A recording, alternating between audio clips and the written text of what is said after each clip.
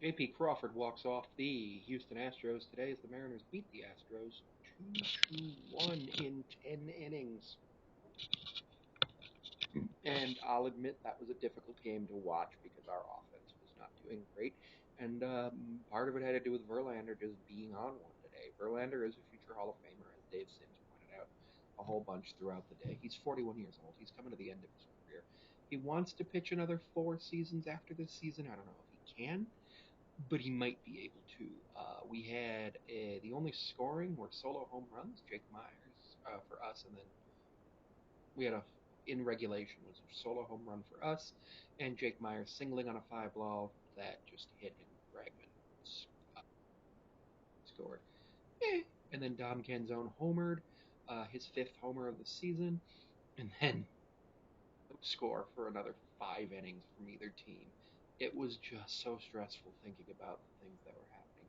Scott made some interesting decisions today. So our lineup today started with Crawford Moore, Julio Ty France, Josh Rojas, Mitch Haniger, Dom Canzone, Mitch Garver, Luke Raley. We knew that Mitch Garver was going to be pulled early because he was playing catcher, so Cal came in and he walked once and struck out once, so that's fine. The walk loaded the or was the second walk or the second base runner in the extra innings. We also had a productive out from Canzone in the 10th, which allowed us to move Jonathan Clase, who pinch ran for Mitch Haniger during that, and he scored the winning run, which was awesome. We had Bliss come in, and he worked a 3-2 count, but he struck out, and that was the ninth, and he could have walked off the game at that point. It wasn't a great decision, but I understood what Scott was doing because Josh Rojas has a 0 WRC plus against left-handed pitching, which is worse than league average because with the plus stat. And if you're 100% worse than league, we struck out a lot, but we also struck them out a lot, and you could feel it. There were not a lot of base runners today. There were a total of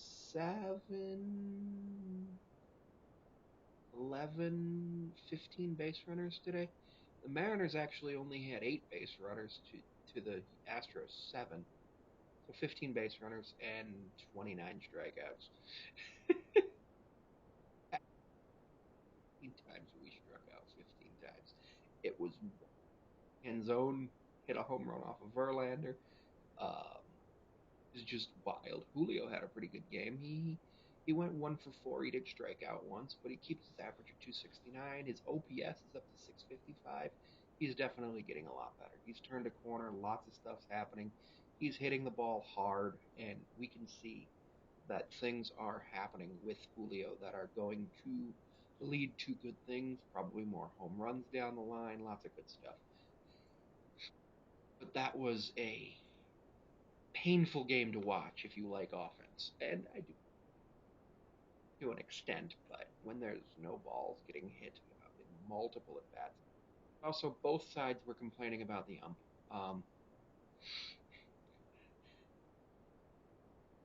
Which is fine because the ump's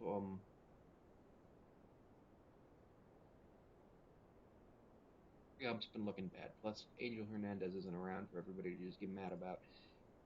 15 strikeouts, you don't usually win a game, but when you strike out the opposition 14 times while striking out 15 times, but you also have 4 walks, it'll be better because you didn't walk any of them, and they had to earn all of their base runners, which I won't say that walking isn't earning a base runner, but in the 19th century, walks were absolutely counted as which interesting. It was a good game. Mariners do not sweep the Astros yet. They do win the series, but it's a 4-game series.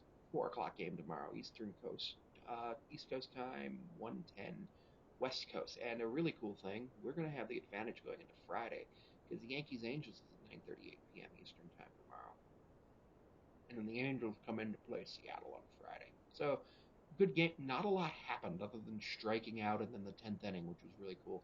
It's JP's fifth career walk-off RBI, so that's cool. Class A's first career winning run that was scored in a walk-off fashion.